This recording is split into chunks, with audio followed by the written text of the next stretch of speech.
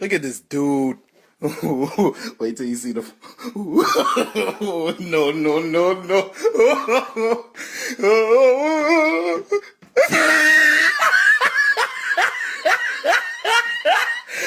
Look at the top of his head.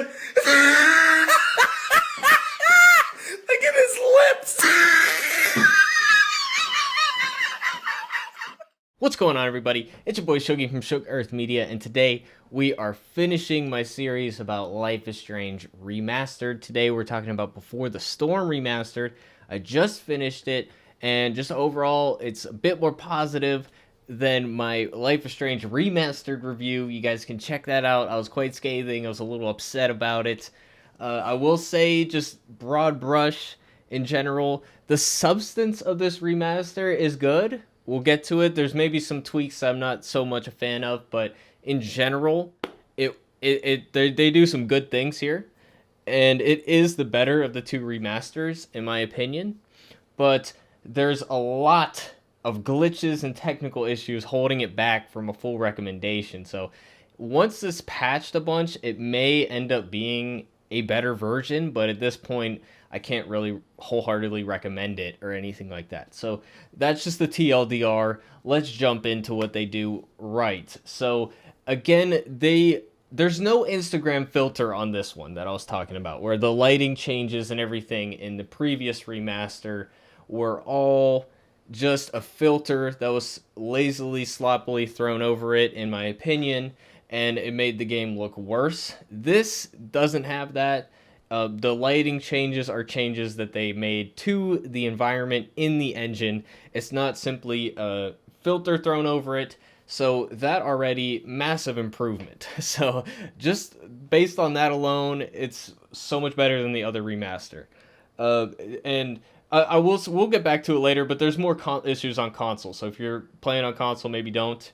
But yeah, so they do good with grass textures and like the wood of the mill, and a lot of these textures are more up-resed. There's less blurry textures. I mentioned in the other remaster how there's so many pixelated textures, probably because this game had more production value to begin with, so there was less to up-res, but I think that the improved textures here is definitely noticeable. And one of the biggest improvements, other than the improvements to the faces that they made, it's in line with the changes that they made to Life is Strange Remastered. So it looks very similar. Chloe looks similar. The freckles they added and all that, the moles and stuff, that all is consistent with that, and it looks good here. They did do the bigger eyes thing. I think they're a little bit too glossy, and the hair is way too shiny. Dude, that's the shiniest fucking hair I've ever seen. Bro, what is this? Why does her hair look like fucking Woody's in Toy Story? In Toy Story 2, when he gets it fucking shined with shoe polish. That's what that looks like. It looks very weird, but in general, I do think that the new skin textures are great, and the way that light plays off of the skin is perhaps the best part of this remaster. Whereas before, it was a much more simple effect. It was just kind of like a flat textured skin that was like light or dark. Now the light plays off the faces in a much more realistic way. So if you have a light over here that's a bit more red or something, you will see that outlined on their face. And light that looks different, is a different color temperature, is playing off the other side of their face differently. So that's probably the biggest improvement you'll notice with the lighting. And there isn't that clash, whereas the changes in the previous remaster that I discussed clashed with the art style that was there before. That's not the case with this one, in the sense that the shinier hair, the bigger eyes, it doesn't look like the light playing off the rest of the skin and the rest of everything else, it doesn't clash with it. So it's much more blended together. And that's why I say this was a better remaster overall. I appreciated playing this one. They did do some improvements to the lighting and stuff like that. And in general, that's why I say that this is the better of the two remasters. And I was just reminded of how great this original game is. I remember it was really good, but It's a very powerful story. They really build on the character of Chloe, and the animations in this one. We're getting sidetracked by reviewing the original game, but the animations and how the characters move is like so great. So I really love Before the Storm, and we're just gonna have to transition right into why you probably shouldn't get this, at least not yet. Definitely wait for some patches. Do not go out and buy this today. Technical issues. I'm playing on PC on Steam, so one of the big issues for me in the graphical settings, this will only apply to the PC version, but on the PC version of the game, there is no VSync option, vertical sync. What this does is it makes the screen refresh happen consistently, so there isn't what's called screen tearing. Like when you pan the camera left or right on games, it refreshes from top to bottom, and if there's no VSync, there will be what's called tearing, where the things don't exactly line up because they're being loaded in as the camera's turning, if that makes any sense. So there's screen tearing in this game. There's no VSync option, which is strange because Life is Strange 1 Remastered did have that option. Now they're on different game engines, so it's not one for one, but it's definitely it's not really an issue because I was able to quit out of the game, go to my NVIDIA control panel I have a GTX 1660 Super, and in the control panel you can manually apply the VSync option, and that is a workaround. It worked for me, and that is no issues. Another big technical issue, and this may apply to the console version, I'm not sure. The anti-aliasing option is completely non-functional in this game. It exists, but the slider does not make any visible difference, at least for me on my system. Anti-aliasing, for those who don't know, pixels, of course, are squares. So when things are at an angle, computers are not ultimately able to load it in a way that makes it look curved. At a certain point, it will be jagged. This is especially noticeable when the camera moves and stuff like that. So that's called aliasing. Now there's things in games called anti-aliasing effects that will smooth out those edges for you, and they can be taxing on the system, so it's a good option to have it be able to turn it off. But this game, it has the option, but it does not affect anything at all. It is just as jagged on the highest setting, which is hella high. It is just as jagged on that setting as it is off. At least for me on my system, as of right now. I tried to manually apply anti-aliasing in the NVIDIA control panel, and it didn't do anything. So I don't know if that's something wrong with the NVIDIA cards and how they work with this game. Maybe it works better on AMD. I don't know. Somebody else would have to fill me in on that. But I will say for me, the anti-aliasing effects were completely non-functional, and it was ultimately fairly distracting. I don't remember if the original game had the option or not, but I don't remember there being this many jagged things. Like power lines over scenes are completely jagged. Now, I mean, I can live with aliasing. For example, when I'm playing brand new games, I don't have the latest and greatest graphics card, so I have to turn these things off. It's not really an issue, but it's a non-functional feature in the game that should work, and it doesn't, at least for me on NVIDIA system. So that's just a broad brush technical issue that I'm going to throw in there, and it only applies to the PC version. Now we get into the juicy bits where we talk about the glitches, because there are more glitches in this one than there were in the Life is Strange 1 remaster. Now for me, I didn't get any crashes, and I didn't get any T-posing. So the glitches that are there are less of an issue, but they still will pull me out of a moment. One thing you'll get throughout the entire game is a lot of times when the camera angle changes, or right before the camera angle changes, or right after the camera angle changes, there will be character positions that haven't loaded in properly. So you'll change the camera to a character, and they'll abruptly go from this to this. There's no trend. You don't see the movement. They just like abruptly, boop, their head moves or whatever, their character moves. There's a lot of that in this game. It is very distracting. Ultimately, it's not the biggest deal in the world, but it is definitely something that happens throughout the game, and is extremely noticeable. Another glitch that kept happening was anytime there's something glittery or shiny in the game. This happened with Dana in episode 1. This happened in the farewell episode that I played. That happened in the attic. It happened a couple other places, and I'll clip it in here for you guys to see. But yeah, it's something in the engine that is not functioning properly. Yeah, it also happened in backstage when Max changes into her costume. So that is a thing. It's a bit frustrating. It's definitely very distracting. So there, in addition to, the characters changing positions and stuff like that, there were moments where transitioning from cutscenes into gameplay where you're walking around, particularly in episode 1, right at the beginning in the mill, there was like a light that was present in the cutscene for the close-ups on Chloe's face that was deleted in the transition to gameplay, which is fine, but it happened on screen. Like, I saw it happen. So it was a bit distracting. I didn't see that happen again, but it definitely did happen. There was a point where you're talking to Evan outside Blackwell, where he just started floating, levitating above the table. I said, his planet needs him. Pretty sure that's not true. Look at where his hands are, dude. Evan fucking his planet needed him. Did you see that? He was like, one thing. I said that they improved the grass and added more foliage to scenes, and this is true. But they did not necessarily double check all the camera angles and all of the objects in the scene to make sure that these things mesh. There are several camera shots in the game where the new foliage that they added was in front of the camera.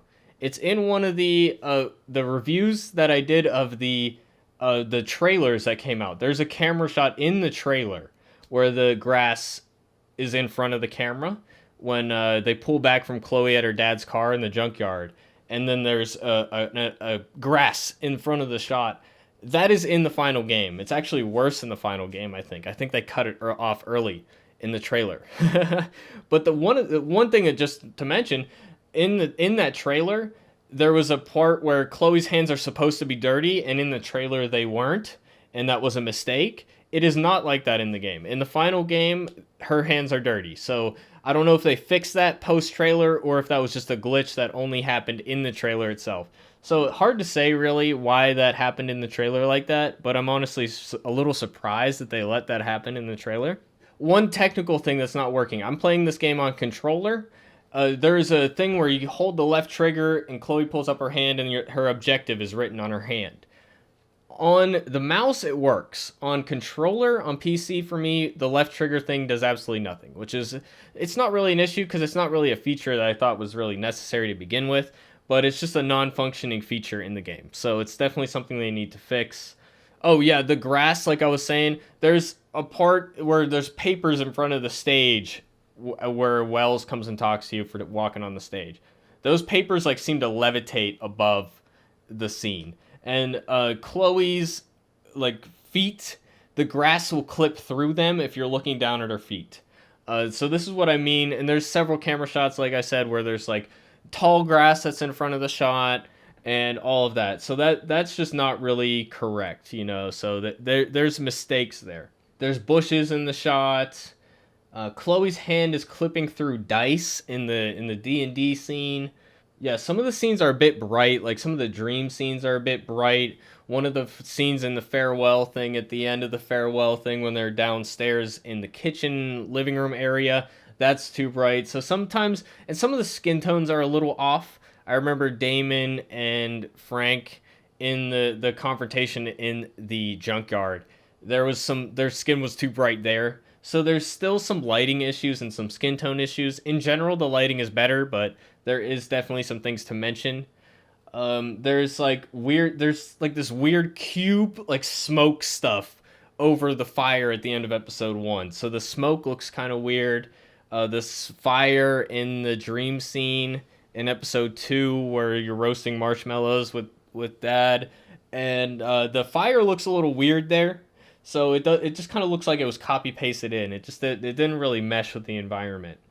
And another thing they added was like dust bunnies. I remember in Wells in the principal's office. There's all these huge dust bunnies that come in front of the shot. So it's things that look good in certain spots, and then they didn't exactly make sure that it looked good everywhere.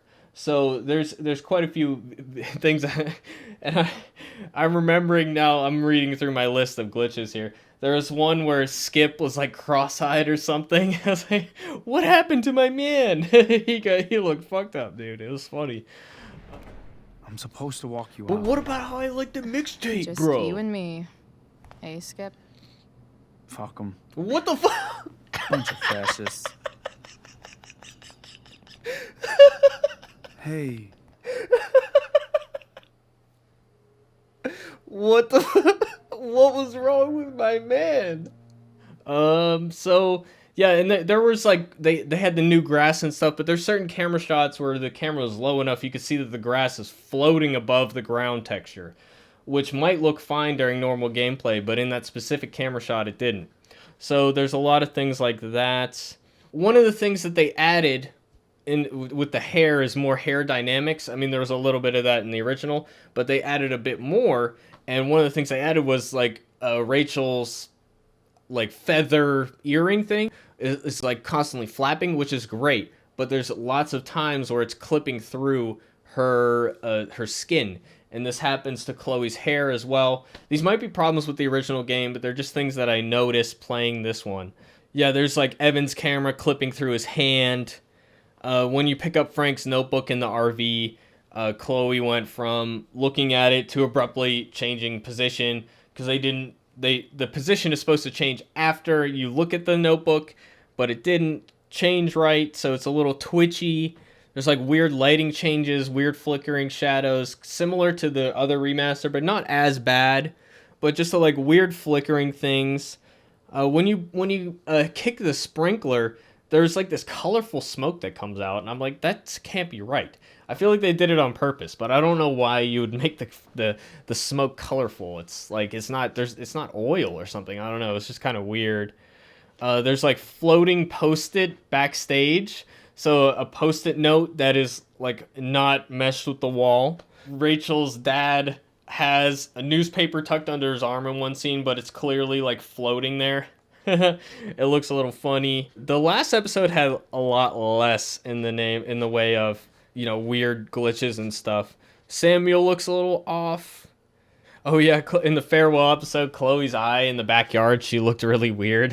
It was like her upper eyelid was a little messed up or clipping through or something weird.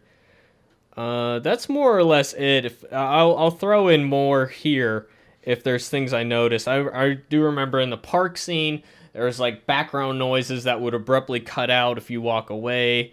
So yeah, those are most of the technical issues. If there's anything else that I remember, I'll just cut it in here to show you. Until today. What is he looking at? Bro, my man's... Where's his phone? What the fuck? But I just want to throw in that I've seen many glitches where, like, the game is messed up and it's like this weird shadow realm where Chloe clips out of the environment. You can't see anything. These clips mostly seem to come from console, especially PlayStation. So again, I cannot stay away from the console version based on what these clips I've seen. I'll cut them in here. I did not experience anything like this, so I don't know if that's a platform-specific thing. The PC version was relatively stable. It ran relatively well. Of course, all the pre-rendered cutscenes are stuck at 30 frames per second. This was the same in the original, the Life is Strange 1 remaster. It's a little disappointing, but it's, you know, it is what it is. So that's my review. So it's a bit, it's better in some ways, but it has the glitches. Maybe down the road these glitches will be patched, so it might eventually be something worth recommending.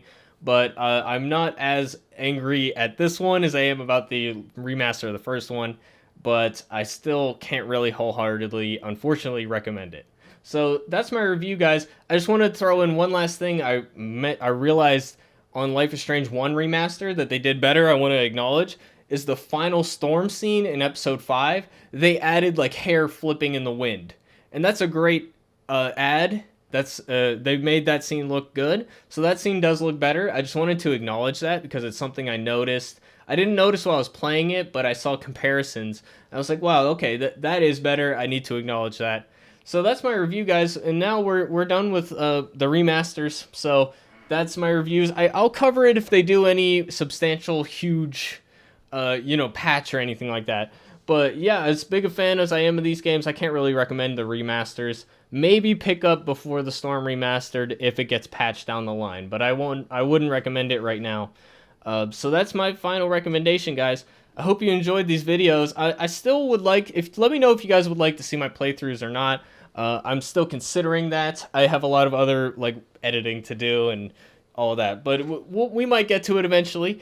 Next video from me is probably going to be another Walking Dead review, and then I still got to review this Netflix zombie show that people wanted me to watch. So we'll still do that, but yeah, hit the sub button if you want to see more Life is Strange content or Walking Dead content or other. We cover a bunch of random stuff, so if you're into this kind of stuff, definitely hit me with the sub, hit me with the like if you like this video, and I would love to hear from you in the comments. And with that, it's been your boy Shuggy, and thank you for watching, and I hope to see you on the next video. Peace out, everybody.